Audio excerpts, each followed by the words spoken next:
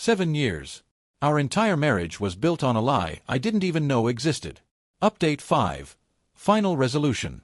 Posted to r/true off my chest. I'm sitting in my lawyer's office, and there are 2 pieces of paper on the mahogany desk between us. 2 DNA test results. 2 documents that have completely dismantled the life I thought I had. The first one proves that my son is 99.99% my husband's biological child. The son he accused me of conceiving with another man. The son he looked at with suspicion for months, treating him like evidence of a crime I never committed.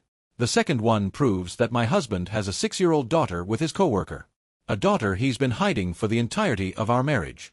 A child conceived while he was telling me he loved me, while we were planning our wedding, while I was walking down the aisle toward him believing I'd found my person.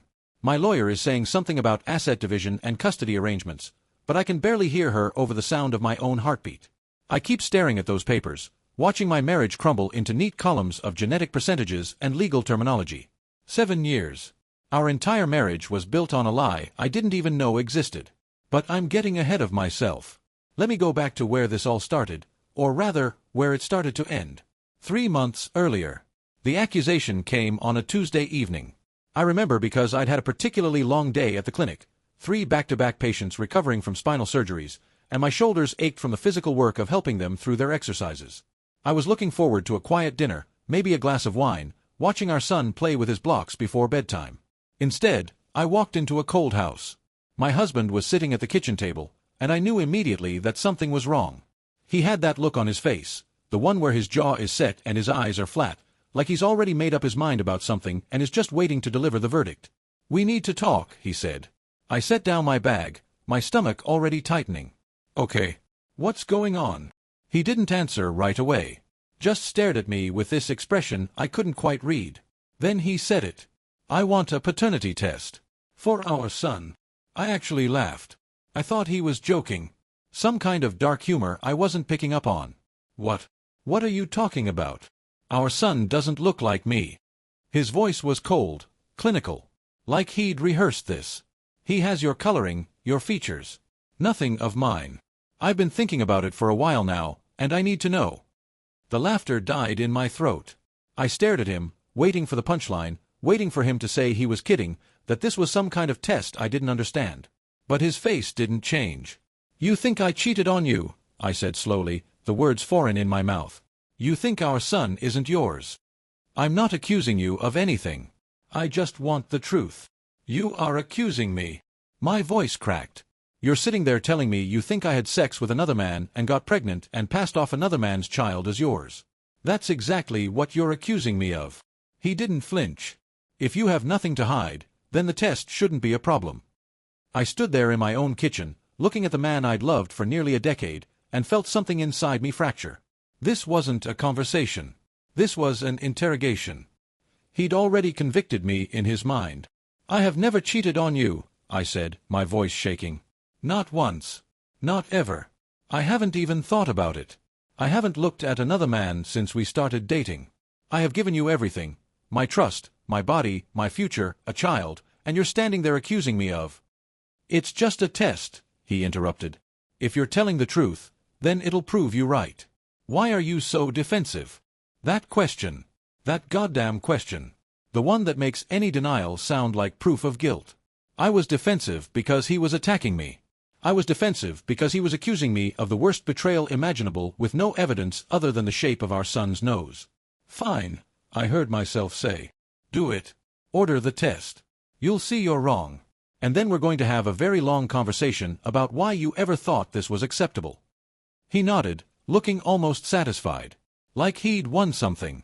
I went to our bedroom that night and cried into my pillow so he wouldn't hear. The accusation felt like a knife sliding between my ribs, not a quick stab, but a slow, deliberate penetration. The man I loved, the father of my child, looked at our son and saw a stranger. Looked at me and saw a liar. I had never cheated. I had never even come close. I'd turned down drinks from attractive men at conferences. I'd ignored flirtatious comments from patients. I'd built my entire life around the sanctity of our marriage, and he was treating it like a crime scene he was investigating. The worst part was the way he looked at our son after that. There was a distance now, a coldness. He stopped picking him up as much. Stopped reading to him before bed. Our 3-year-old didn't understand why Daddy suddenly seemed so far away, and I couldn't explain it to him because how do you tell a child that his father isn't sure he belongs to him? The waiting period. The DNA test was administered a week later. I watched the technician swab the inside of my son's cheek, watched my husband submit his own sample with that same cold certainty on his face, and felt nothing but exhaustion. We had to wait 10 business days for the results. 10 days of living with a man who had accused me of the unthinkable. 10 days of stilted dinners and silent mornings. 10 days of him looking at me like I was already guilty, just waiting for the evidence to catch up. He was smug during those 10 days. That's what I remember most. Not uncertain. Not apologetic. Not even particularly upset. Just smug. Confident. Like he knew something I didn't, like the test was just a formality to confirm what he'd already figured out. I started sleeping in the guest room. Not because I felt guilty, I had nothing to feel guilty about, but because I couldn't stand the feeling of lying next to someone who thought I was capable of such profound betrayal. Every time I closed my eyes in that bed, I saw his face when he'd made the accusation, that flat certainty, and my skin crawled. I threw myself into work during those 10 days. Longer hours at the clinic. More patients. Anything to stay out of that house, away from those accusing eyes. My colleagues noticed something was wrong. One of them asked if everything was okay at home, but I couldn't talk about it. How do you explain that your husband is waiting for a DNA test to prove you're a cheater? On the 9th day, I came home to find him sitting at the kitchen table again, laptop open, refreshing the results page over and over. He didn't even look up when I walked in. Should be any time now, he said. They said 10 business days at the outside. I didn't respond. I just went to the guest room and waited. Update 2, the results. The email came at 3:47 p.m. on a Thursday. I know because I was between patients and felt my phone buzz in my pocket. I didn't check it until I finished the session, a young athlete recovering from ACL surgery, but I knew what it was. I drove home early. When I walked through the door, my husband was sitting on the couch, printed results in his hand. His face was pale. Well, I said, my voice flat. I already knew what it said. I'd known all along. But I needed to hear him say it. He looked up at me with an expression I hadn't seen before. Confusion. Genuine, unfeigned confusion. It says he's mine, he said slowly. 99.99% probability. Of course it does. I sat down in the chair across from him, keeping the coffee table between us like a barrier. Because he is yours. Because I never cheated on you. Because this whole accusation was based on nothing but your own paranoia. I waited for the apology. I'd been waiting for it for 10 days. In my mind, I'd imagined this moment 100 different ways, him breaking down, admitting he'd been wrong, begging for forgiveness. I'd even practiced what I would say in return, how I would try to forgive him, how we would rebuild. But the apology didn't come. Instead, he kept staring at the paper, his brow furrowed. I don't understand, he said. I was so sure. You were wrong, I said, my voice rising. You looked at our son and decided he wasn't yours based on nothing. You accused me of cheating with no evidence. And now you know the truth. I expect an apology. He shook his head slowly. I can't figure out where I went wrong. I was certain. The timing, the way you'd been acting. Acting? How had I been acting? He looked at me then, really looked at me, and I saw something flicker behind his eyes. Something that looked almost like fear.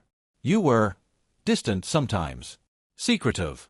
You'd check your phone and not tell me who you were texting. I'm a physical therapist. I coordinate with doctors, nurses, insurance companies. I text colleagues about patient care. That's called having a job. I know that now, he said quickly. I convinced myself. And that's when it hit me. That's when the first spark of suspicion ignited in my chest.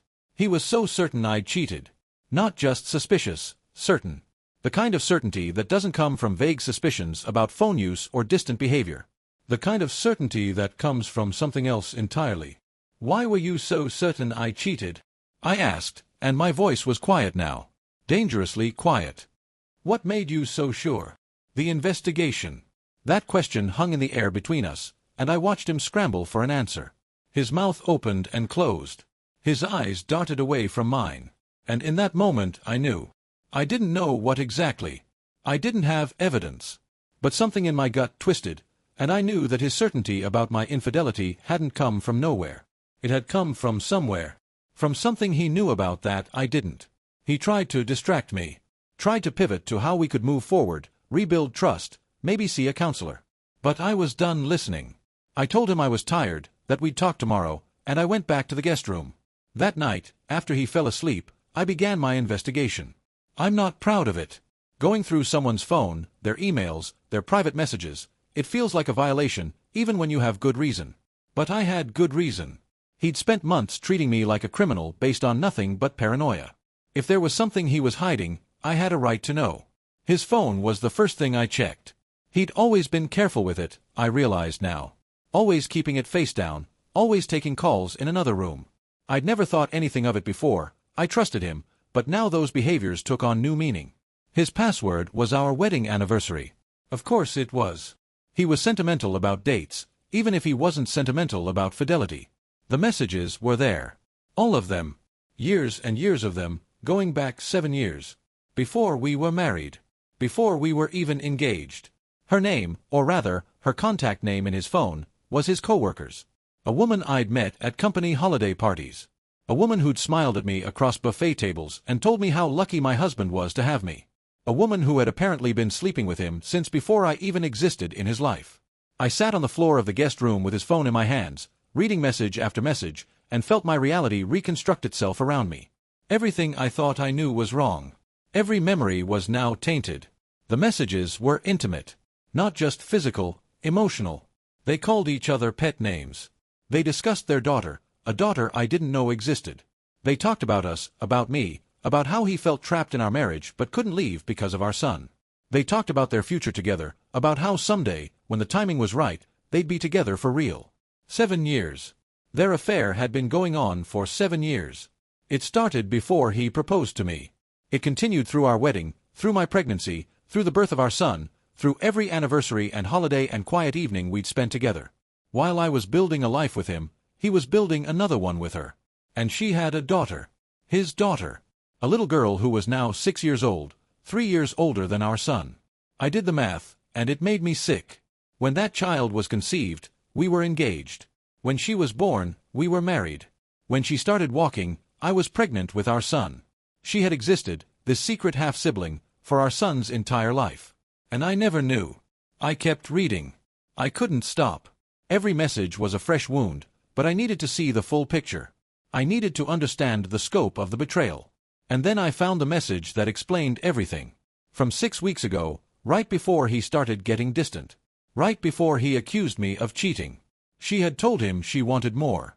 She was tired of being the other woman. Her husband, because she was married too, I realized with a fresh wave of nausea, was getting suspicious, and she needed him to choose. Leave his wife or lose her. And his response? Rather than confessing, rather than coming clean, rather than facing the consequences of his own infidelity, he decided to find a way out. A justification. If he was the one who'd been wronged, if he could prove I was unfaithful, then leaving me wouldn't make him the villain. It would make him the victim. The paternity test wasn't about our son. It was never about our son. It was about creating a narrative that would let him leave me without admitting what he'd done. He was so desperate to justify his own escape that he'd convinced himself I must be cheating too. He was so certain I'd cheated because cheating was normal to him. He couldn't imagine fidelity because he'd never practiced it. I sat in the dark of the guest room until dawn, screenshots saving to my cloud, my whole body numb. Then I got up, got dressed, and drove straight to a divorce attorney. Update 3. The confrontation. I didn't confront him right away. I wanted to be strategic. I wanted to have my lawyer's advice, my evidence organized, my next steps planned. I'd spent years unknowingly being the fool in this story. I wasn't going to give him any more power now that I knew the truth. But he could tell something had changed. When I came home that day, after meeting with my lawyer, he tried to talk about rebuilding our marriage. He'd even bought flowers, the first time in years, and was making dinner. Trying to smooth things over now that his paternity scheme had backfired. "I've been thinking," he said, stirring something on the stove with forced casualness. "Maybe we should see a couples counselor. Work through some of these trust issues." Trust issues. The audacity of that phrase coming from his mouth made me want to laugh. Or scream. Maybe both. "I think there's something else we need to discuss first," I said, pulling out my phone. I watched his face as I played the first screenshot on my screen. The color drained from his features so fast I thought he might faint. He reached for the phone, and I pulled it back. "Don't," I said, and my voice was steel. "You don't get to touch this evidence. You don't get to delete anything. It's already saved in multiple locations. My lawyer has copies." Wait, I can explain." "Can you? Can you explain 7 years of messages with your coworker? Can you explain your daughter? Can you explain how you've been planning to leave me while accusing me of infidelity?" He sat down heavily. The wooden spoon clattered to the counter. Behind him, something started to burn on the stove, but neither of us moved to turn it off. "It's not what you think," he said, and the absurdity of that phrase almost made me laugh. The defense of every cheater caught red-handed. "It's not what you think." As if I'd misinterpreted 7 years of "I love you" messages and photographs of a secret child. "It's exactly what I think," I replied. "You have been having an affair for our entire relationship. You have a daughter with another woman. And when your mistress pressured you to leave me, you decided to manufacture a reason to be the victim. You accused me of what you were doing so you could walk away clean. That's not, I wasn't." He ran his hands through his hair, looking around the kitchen like an escape route might materialize. "It's complicated. You don't understand the whole situation. Then explain it to me." He tried. God, he tried. He talked about how the affair had started before he even met me, how he tried to end it when we got serious but couldn't, how he'd been trapped between 2 women for years. He talked about his daughter, like she was an accident he'd been dealing with, a complication rather than a person. He talked about how he loved me, really loved me, and how the affair didn't mean he didn't love me too. He talked, and the more he said, the more I understood what I'd married. Not a man who'd made a mistake. Not a man who'd succumbed to temptation once and regretted it. A man who had been living 2 lives for nearly a decade, who had deliberately and systematically betrayed me every single day, who had looked at me across the dinner table and lied to my face over and over and over again. "That's different," he said at one point, when I brought up the paternity test. "What I accused you of, that's not the same as what I did." "How is it different?" "I didn't.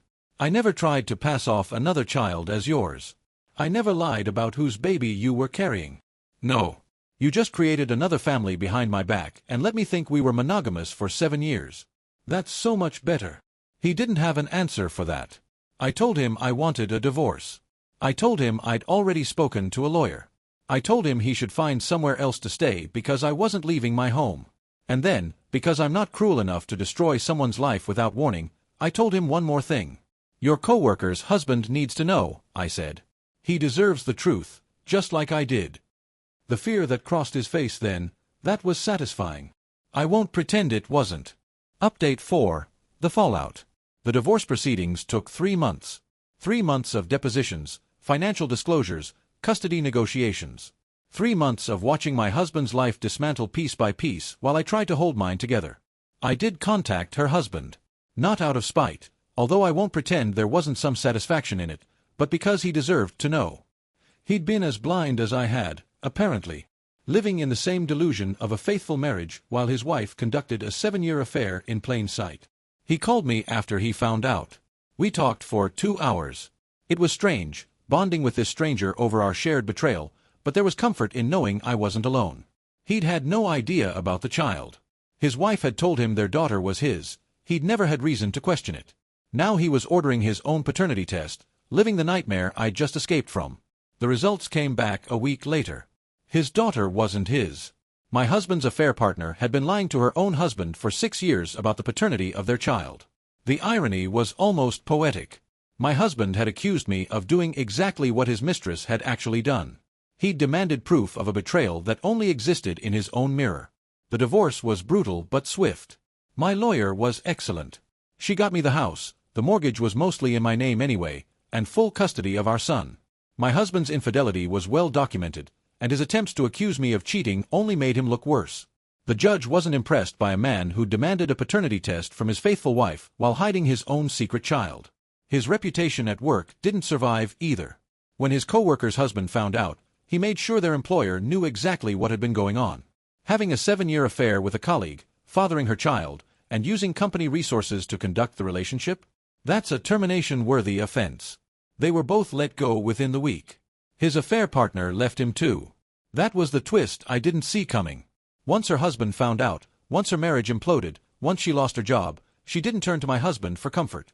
She turned on him, blamed him for being careless, for not being more discreet, for somehow getting them caught. The fantasy of their future together evaporated the moment it had to exist in reality rather than in shadows. The paternity test was supposed to destroy me. Instead, it destroyed him. There's poetry in that, I guess. It doesn't make it hurt less. Update 5. Present day. So here I am, sitting in my lawyer's office, looking at 2 DNA tests, officially a divorced mother of 1. My husband, my ex-husband now, has visitation rights every other weekend and Wednesday evenings. He moved to a small apartment across town. He's working a lesser job, trying to rebuild what's left of his career. His affair partner and he aren't speaking anymore. Her husband got custody of the daughter she'd lied about for 6 years. That daughter. His daughter. My son's half-sister. I keep thinking about that little girl. His daughter. She's innocent in all this. Sometimes I wonder if my son will ever meet his half-sister. She didn't choose her parents. She didn't choose to be born into a lie. She's 6 years old, and her whole world has been shattered by adults who should have known better. I don't know what will happen to her, whether she'll stay with her mother or go to foster care or somehow end up in my ex-husband's life in a meaningful way. I don't know if I want my son to know her. I don't know if keeping them apart is protecting him or punishing her. These are the questions that keep me up at night. Not the divorce, that's just paperwork and logistics. Not my ex-husband's downfall, that was his own doing. The questions that haunt me are the ones about children who didn't ask for any of this. My son still doesn't fully understand what happened. He knows mommy and daddy don't live together anymore. He knows he spends some weekends at daddy's apartment. He doesn't know about the paternity test. He doesn't know that for a few months, his father looked at him and saw a stranger. He doesn't know he has a half-sister somewhere in this city. I'll have to tell him someday. Not now, he's too young, but eventually. He deserves to know the full truth, just like I did. And when that day comes, I'll have to explain how his father's guilt made him suspicious, how projection works, how sometimes the people who accuse you the loudest are the ones hiding the most. I'm in therapy now, twice a week, trying to process not just the betrayal but the magnitude of the deception. 7 years. Every memory I have of my marriage is colored by knowledge my husband had and I didn't. Every "I love you," every anniversary, every quiet moment of supposed intimacy. He was living another life during all of it. How do you trust again after that? How do you look at a new person and not wonder what they're hiding? My therapist says healing isn't linear. She says there will be good days and bad days. She says the goal isn't to forget but to integrate, to take this experience and let it become part of my story without letting it define me. I'm trying. Some days are easier than others. The hardest part isn't the anger. I expected the anger. The hardest part is the grief. I'm grieving a marriage that never actually existed. Grieving a version of my husband that was only ever a performance. Grieving the life I thought we were building together while he was building something else with someone else. I'm also grieving on behalf of my son. He'll grow up with divorced parents, shuffling between 2 homes, learning early that love doesn't always last. I wanted better for him. I wanted to give him the stable, 2-parent household I never had growing up. Instead, I'm giving him a lesson in resilience, which isn't nothing, but it's not what I planned. My ex-husband called last week. Not about custody or logistics, we handle that through our lawyers now, but to talk. He wanted to explain again. Wanted me to understand that he never meant for any of this to happen. I hung up. I don't need his explanations. I don't need his justifications. I've spent enough time trying to understand the mind of a man who could look at his faithful wife and accuse her of his own sins. What I need now is to build a new life without him in it. I've started running again. Something I gave up years ago when life got too busy. I run in the mornings now, before my son wakes up, through the quiet streets of our neighborhood. It helps. The physical exhaustion quiets the mental noise. For 30 or 40 minutes, I'm not a betrayed wife or a single mother or a woman whose entire marriage was a lie. I'm just a body in motion, breathing hard, alive. Sometimes, during those runs, I think about what could have been. If he'd never demanded the paternity test. If I'd never found those messages. Would I still be married to him now, still living in that beautiful lie? Would he have eventually left me anyway? Or would we have grown old together, me never knowing about his other family, him carrying his secret to the grave? I'll never know. And maybe that's okay. Maybe the truth, as painful as it was, is better than the alternative. Reflection. 3 months post-divorce, and I'm learning to rebuild. I've started telling people what happened. Not everyone, not strangers, but my close friends, my family. I kept it quiet during the divorce, too ashamed and too raw to discuss it. But silence started to feel like protection for him rather than for me. So I talk about it now. I tell the story the way I've told it here, and I watch people's faces as they realize the depth of the betrayal. It helps somehow. Externalization of trauma, my therapist calls it. My ex-husband's name has become a cautionary tale in certain circles. The co-workers who witnessed his downfall, the mutual friends who chose my side, her husband's family who heard the whole story, they all know what he did now. He lost not just his wife and his job but his community, his reputation, the social fabric of his life. Sometimes I feel guilty about that, like maybe I contributed to his destruction by exposing him. But then I remember that I didn't create this situation. I just revealed it. He did this to himself. Every choice, every lie, every secret meeting with his affair partner, those were his actions. I'm simply the person who stopped hiding them. I keep thinking about something my therapist said last week. She said that infidelity often isn't about the betrayed partner at all. It's about the cheater's internal void, their inability to be present, their addiction to validation from multiple sources. She said that he would have cheated on anyone. That it wasn't about me being inadequate, it was about him being unable to be faithful. That helps on good days. On bad days, I still wonder what I could have done differently. What signs I missed. Why I wasn't enough. But I know that's the wrong question. I was enough. I was more than enough. I was a faithful wife and a devoted mother and a woman who built her life around a partnership that only existed on one side. The problem was never me. The paternity test was supposed to destroy me. It was supposed to give him the justification he needed to walk away clean, to be the victim in a story where he was actually the villain. Instead, it destroyed him. But here's the truth no one tells you about revenge stories, about karma, about justice served. It doesn't actually make you feel better. Not in the long run. Watching his life fall apart didn't heal the wounds he inflicted. Seeing his affair partner leave him didn't undo the 7 years of lies. Winning the house and the custody didn't give me back the marriage I thought I had. What it gave me was closure. And information. And the ability to move forward without him, without the weight of his deception still hidden in my life. I'm building something new now. Something that's just mine and my son's. It's smaller than what I had before, a family of 2 instead of 3, but it's honest. It's real. There are no secrets lurking beneath the surface, no hidden children, no co-workers waiting in the shadows. I'm learning to trust again, slowly. My therapist says that's normal. She says that betrayal trauma takes time to process and that the fact that I'm even open to the idea of dating someday is a good sign. I'm not ready yet. Not even close. But the possibility exists somewhere in my future, and that's more than I thought I'd have a year ago. My son is thriving, despite everything. Kids are resilient in ways adults aren't. He's adapted to the new normal with a flexibility that amazes me. He asks about his father sometimes, and I always speak kindly, not about what happened between us, but about who his father is to him. I won't poison that relationship, no matter how much I'm tempted. My son deserves to love his father without carrying my baggage. But someday, when he's older, I'll tell him the whole truth. About the paternity test. About the affair. About his half-sister, out there somewhere, connected to him by blood and tragedy. I hope, when that day comes, he'll understand why I left. I hope he'll see that I was protecting both of us. And I hope, maybe this is naive, that he'll be a better man than his father. That he'll learn from watching my ex-husband's choices that betrayal has consequences, that lies compound, that the people you love deserve your honesty even when it's hard. For now, though, we just live. Day by day. Rebuilding something honest from the ashes of something false. And if there's a lesson in all of this, it's this: the paternity test was never about our son. It was about him. His guilt. His projection. His desperate attempt to find an exit from a lie he'd been living for 7 years. He looked at me and saw a cheater because that's all he knew how to be. I looked at him and saw my husband. I was wrong, and he was wrong, but we were wrong in very different ways. I'm not wrong anymore. I see clearly now. And I'm walking forward, into whatever comes next, with eyes wide open. The paternity test was supposed to destroy me.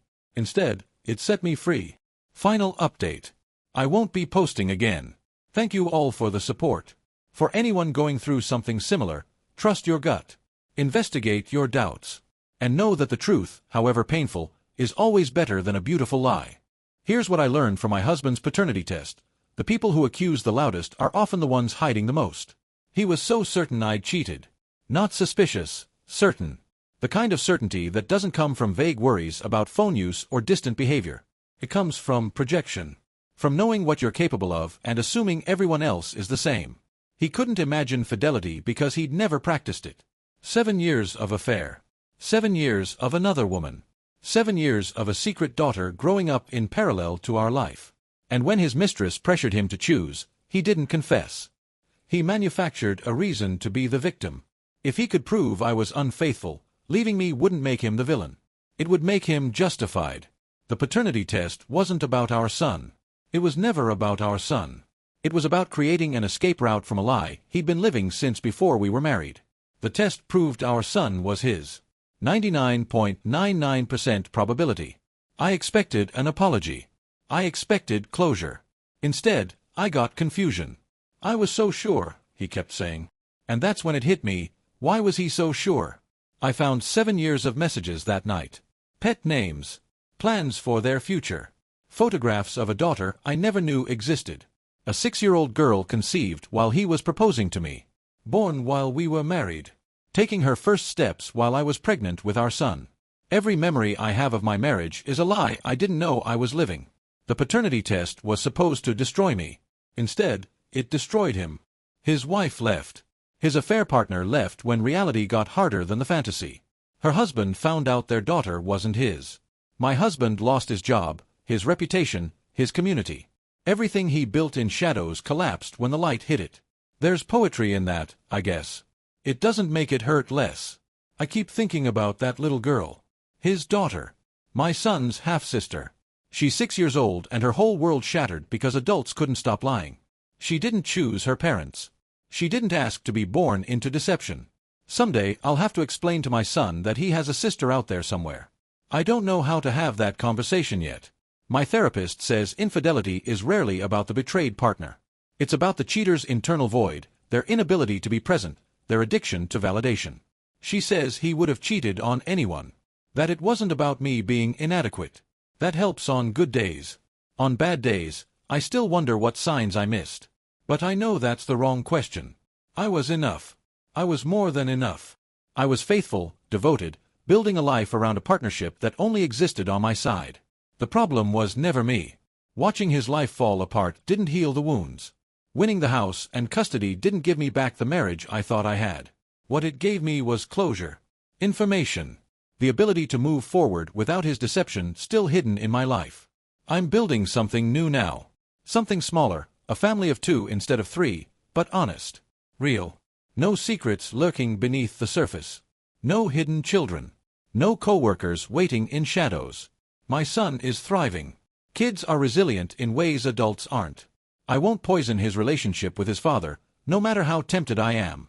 He deserves to love his dad without carrying my baggage. But someday, when he's older, I'll tell him the truth. And I hope he learns that betrayal has consequences. That lies compound. That the people you love deserve your honesty even when it's hard. The paternity test was supposed to destroy me. Instead, it set me free.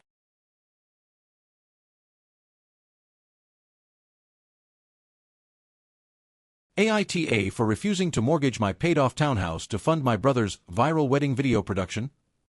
Original post. I, 30M, work as a cable repair technician.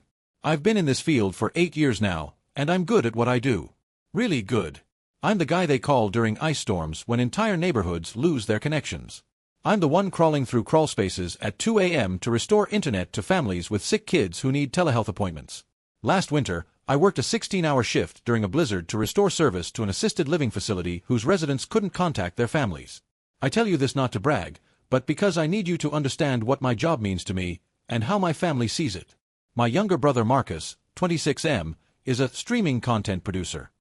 He makes reaction videos and wedding highlight reels for social media. Our parents, 57M, 55F, have always treated him like he's the second coming of Spielberg.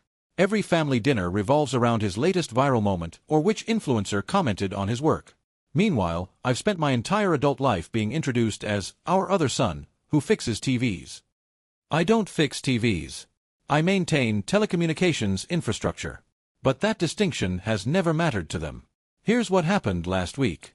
My parents invited me over for Sunday dinner, which should have been my first red flag. They usually only include me when they need something. I arrived to find Marcus, his fiancée Sarah, 28F, and my parents sitting around the dining room table with what looked like a business proposal spread across it. My mother smiled, that particular smile she uses when she wants something. "Derek, honey, we wanted to talk to you about something important." My father jumped right in. "Marcus and Sarah are getting married, and they have an incredible opportunity. Sarah's cousin works for a production company that wants to film their wedding as a potential pilot for a wedding content series. This could launch Marcus's career into the stratosphere." I was confused. "Okay. That's great for them. Congratulations." Marcus leaned forward. "The thing is, we need capital. Professional equipment, venue upgrades, drone footage licenses, a whole production team. We're looking at about $180,000 to do this right." I actually laughed.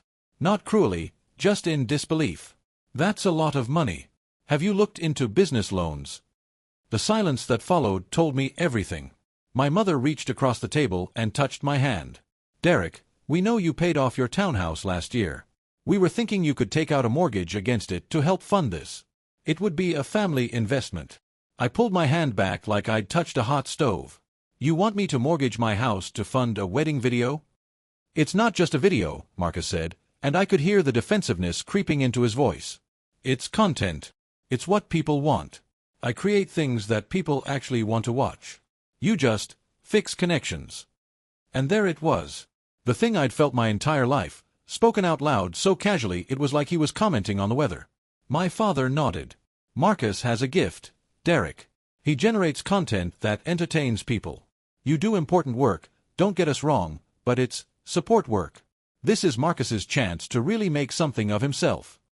I sat there for a moment, trying to process the fact that my family had just asked me to risk my financial security, the single biggest accomplishment of my adult life, to fund my brother's wedding video because apparently fixing connections isn't as valuable as creating content. "No," I said finally. My voice was steadier than I expected. Marcus rolled his eyes. "Come on, Derek. Don't be selfish about this. You're not using that equity for anything. You just go to work, come home, and sit in your house. You're not building anything." "I built a life where I own my home outright at 30, I said. "That's more than either of you have done." My mother gasped like I'd slapped her. "Derek, that's incredibly hurtful. We've always supported you." "Have you?" I asked. "When was the last time you asked about my job? My life?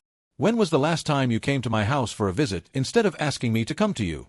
When was the last time you introduced me to anyone without immediately changing the subject to Marcus?" No one answered. I stood up. "I'm not mortgaging my house. I'm not going into debt to fund a wedding video. And I think I'm done being your other son, who's only useful when you need someone to fix your cable or fund your golden child's dreams." I drove home in a daze. When I got there, I sat in my truck in the driveway for 45 minutes, just staring at my townhouse. The townhouse I'd worked overtime for years to pay off. The townhouse that represents every storm I've worked through, every crawl space I've navigated, every connection I've restored. My phone has been blowing up ever since. My mother says I'm being dramatic and jealous of Marcus's success. My father says I'm throwing away family over money.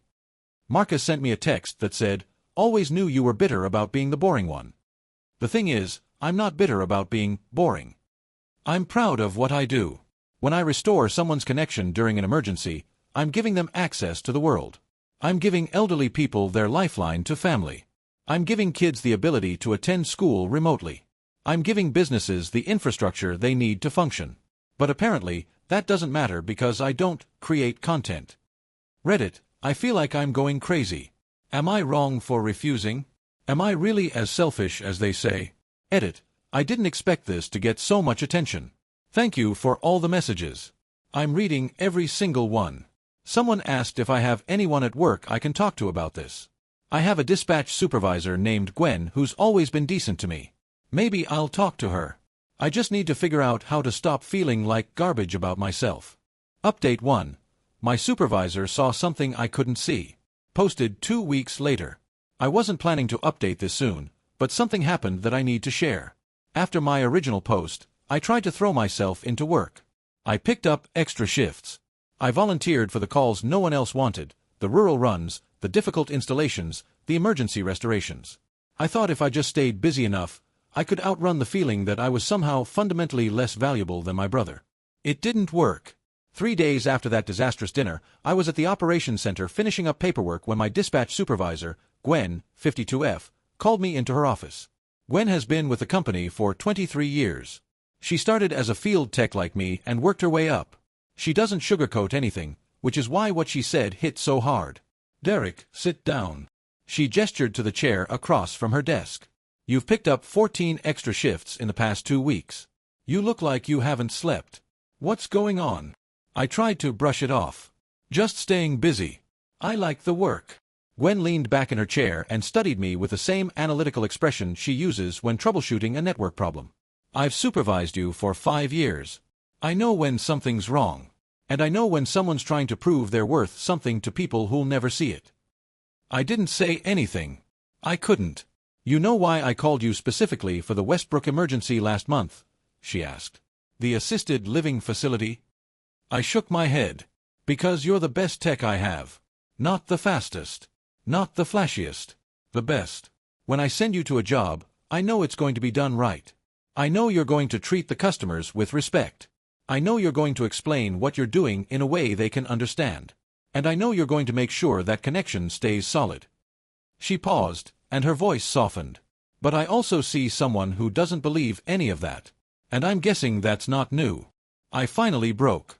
I told her everything: the dinner, the mortgage demand, the years of being the other son, the way my family sees Marcus's content creation as art and my infrastructure work as nothing.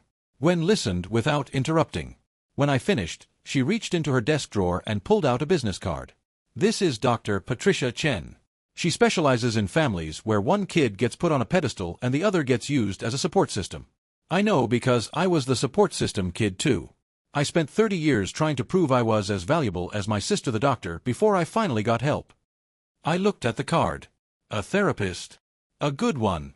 One who understands what it's like to grow up believing you're the family workhorse while someone else is the show pony. Gwen smiled slightly. "You're not crazy, Derek. You're not selfish.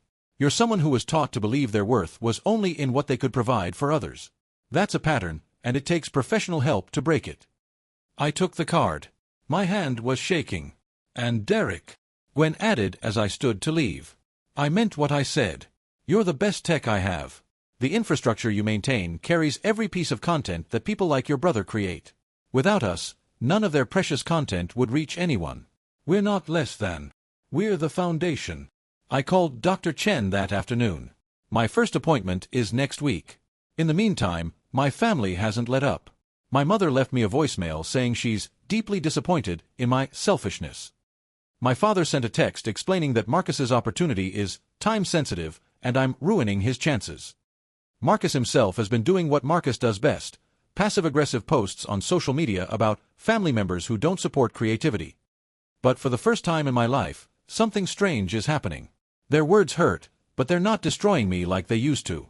It's like Gwen naming the pattern made it visible. I can see now that they've always done this.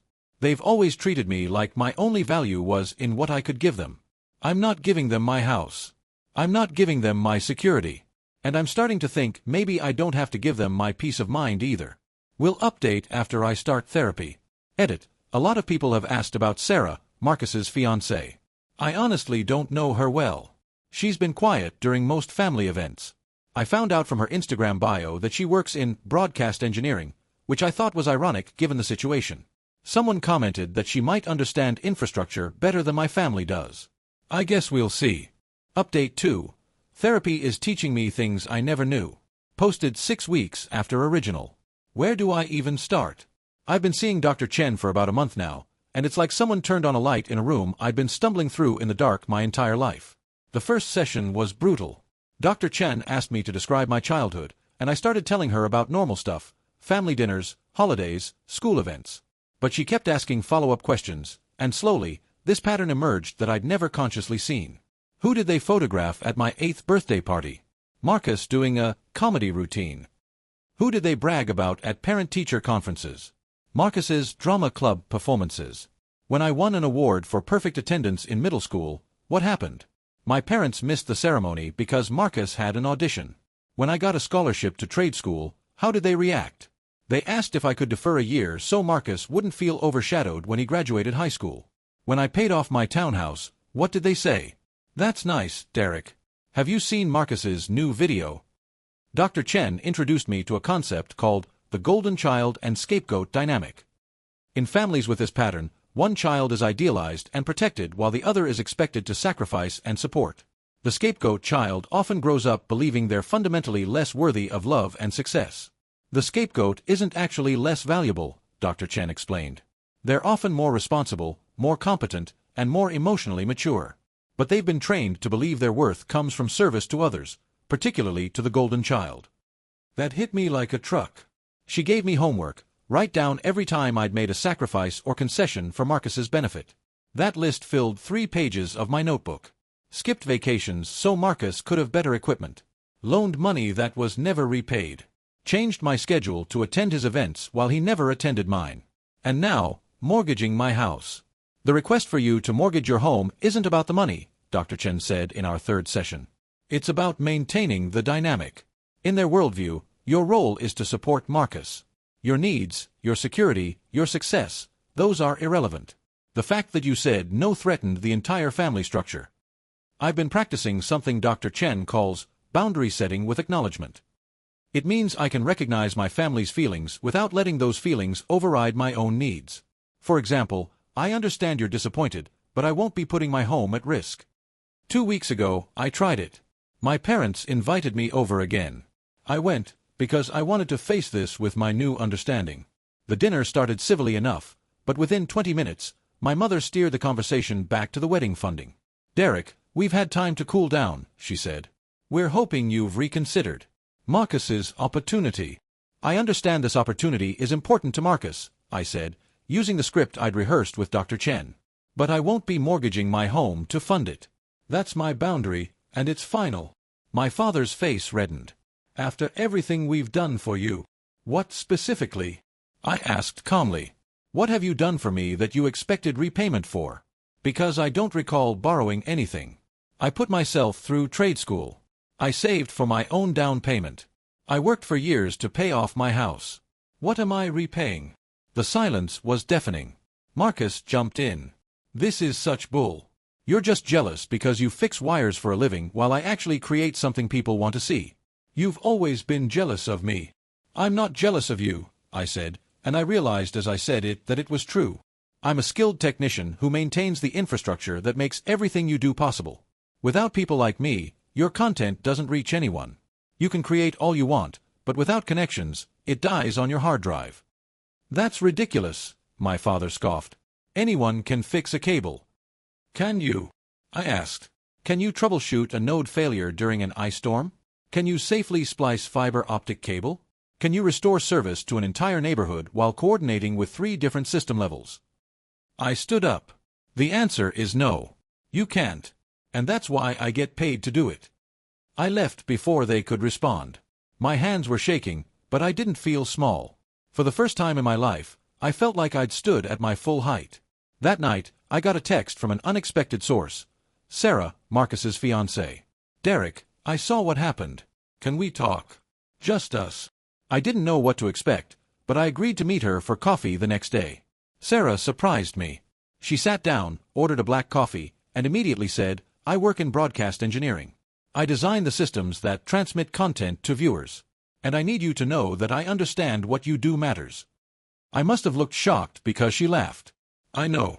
I've been quiet during family stuff because honestly, it's been hard to watch.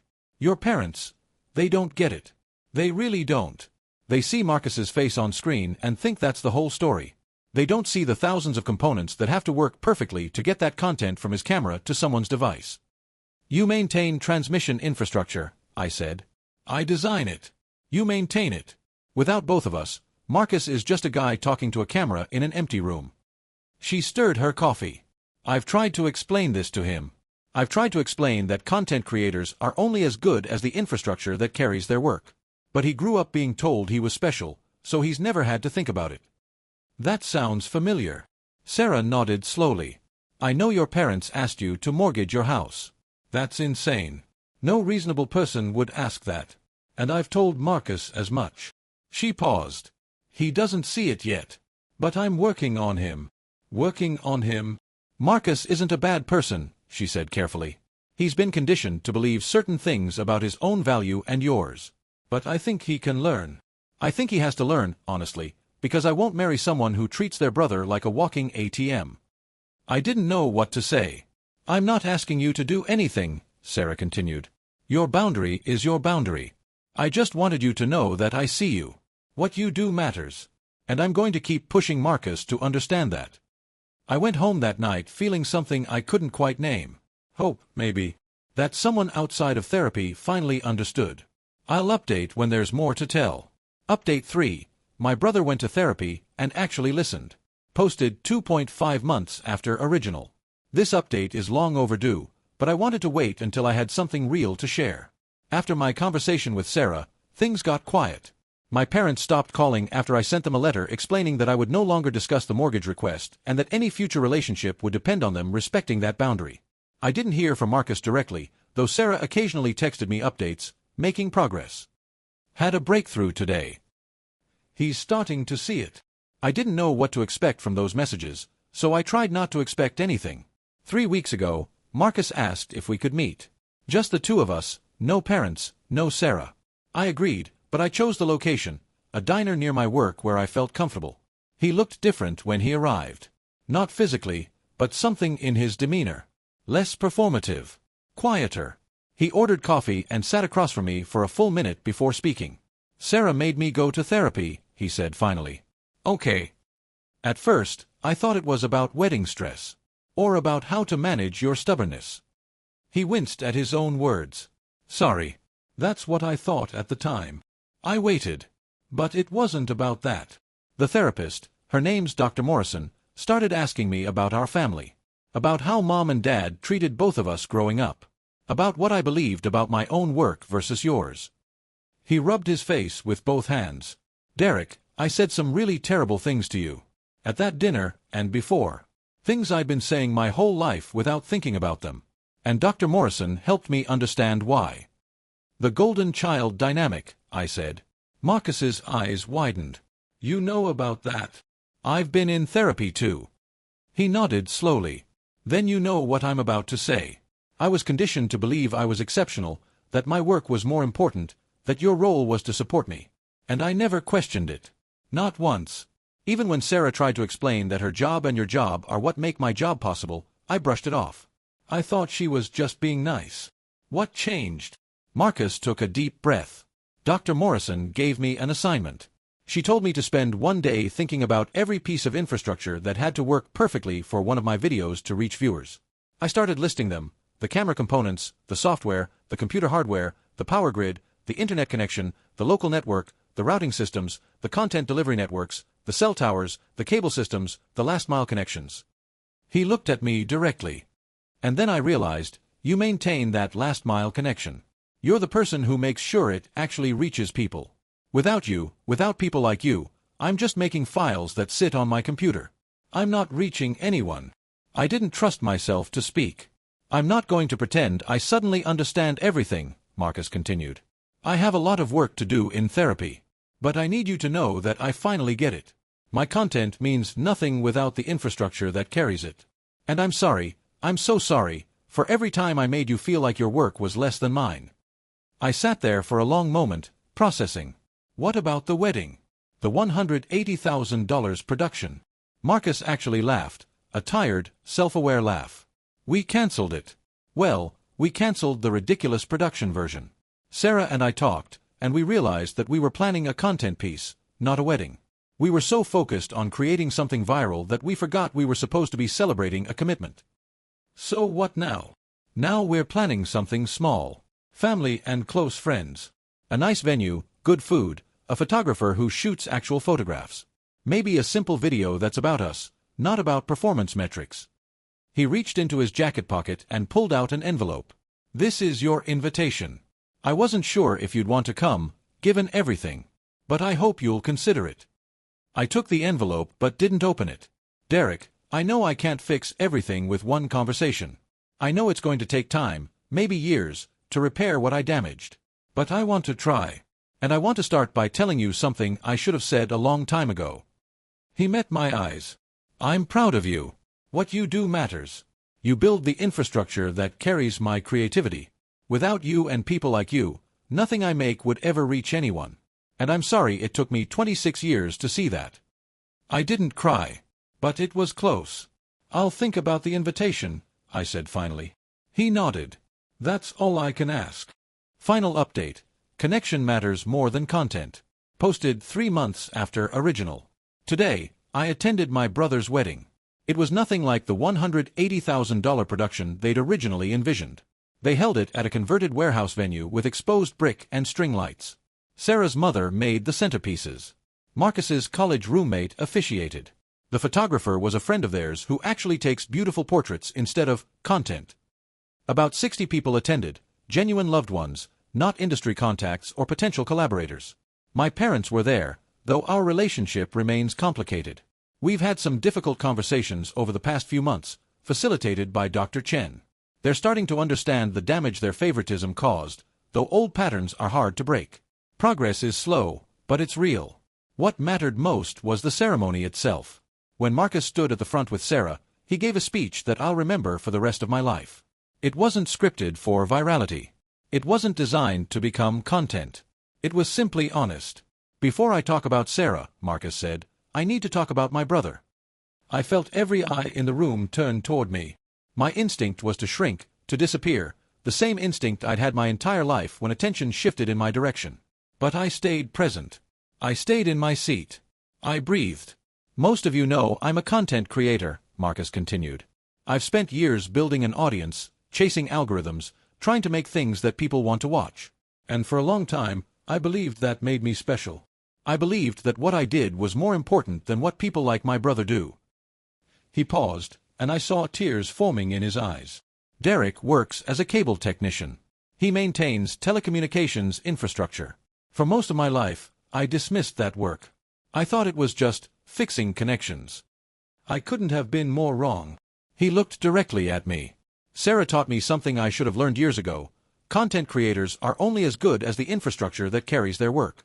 Every video I've ever made, every piece of content I've ever uploaded, depended on thousands of components working perfectly, including the last-mile connections that people like Derek maintain. The room was silent. There's a facility about 30 miles from here. An assisted living home. Last winter, they lost service during an ice storm. The residents couldn't contact their families. They couldn't access telehealth. They were isolated and scared.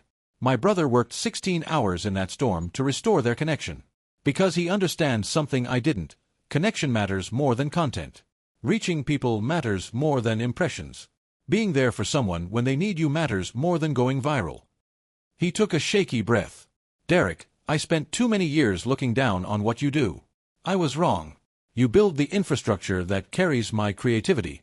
You connect people when it matters most. And I'm proud, genuinely proud, to be your brother. I didn't trust myself to respond.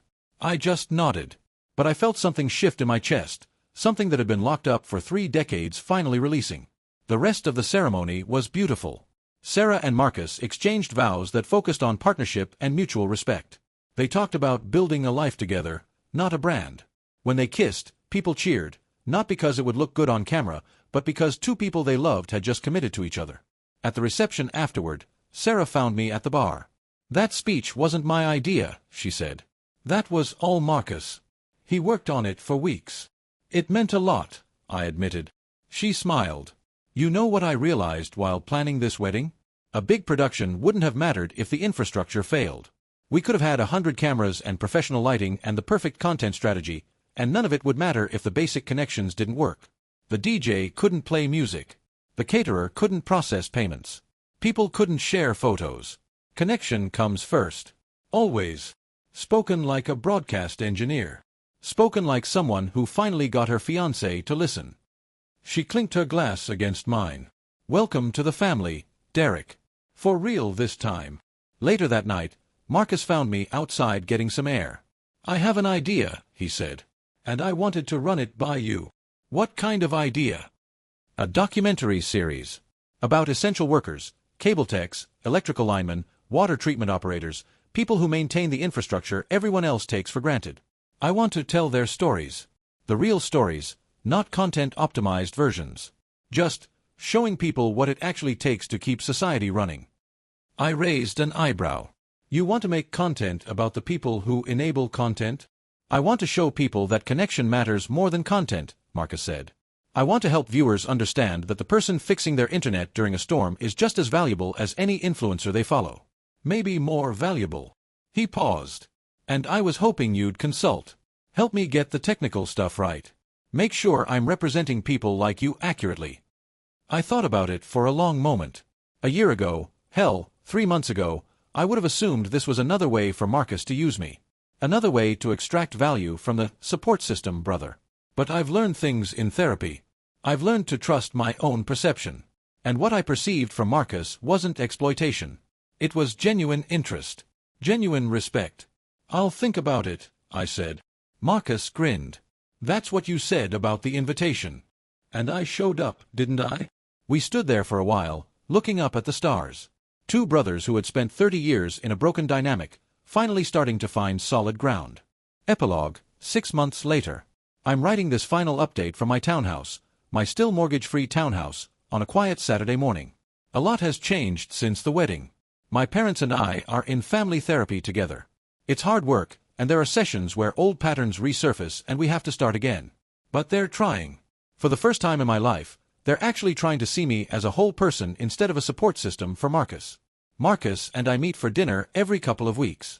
We're learning how to be brothers instead of competitors, or more accurately, instead of golden child and scapegoat.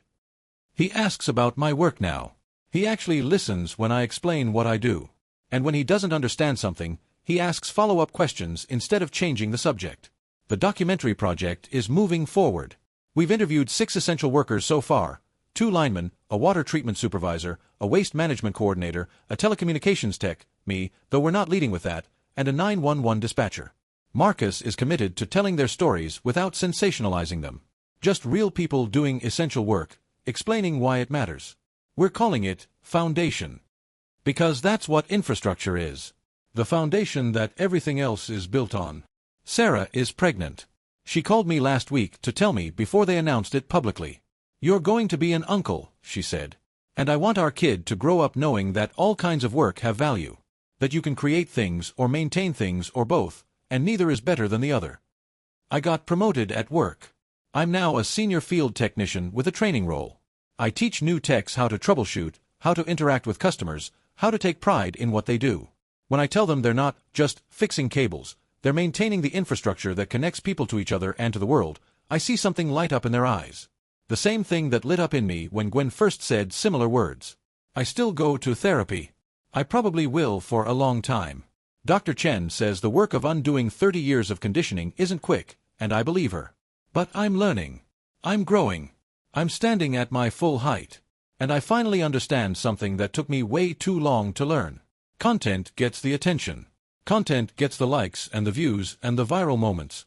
But without connection, without the cables and the towers and the networks and the technicians who maintain them, content is just files sitting on hard drives, never reaching anyone. Connection comes first. Always. For anyone reading this who feels like the support system in their family, who feels invisible next to a sibling who gets all the attention, who's been taught that their worth is only in what they can give to others. You are not less than. Your work matters. Your needs matter. Your boundaries matter. And you deserve relationships where you're seen as a whole person, not just a resource to be used. It took me 30 years, 1 refused mortgage, 1 incredible supervisor, 1 understanding future sister-in-law, and a lot of therapy to learn that. But I learned it. Now I'm living it. Final edit. Thank you to everyone who followed this journey. Thank you to Gwen, who saw the pattern before I could. Thank you to Dr. Chen, who gave me the tools to change it. Thank you to Sarah, who refused to let Marcus stay ignorant. And thank you to Marcus, who did the hardest thing a golden child can do. He looked honestly at himself and chose to be better. Connection matters more than content. Remember that. Derek.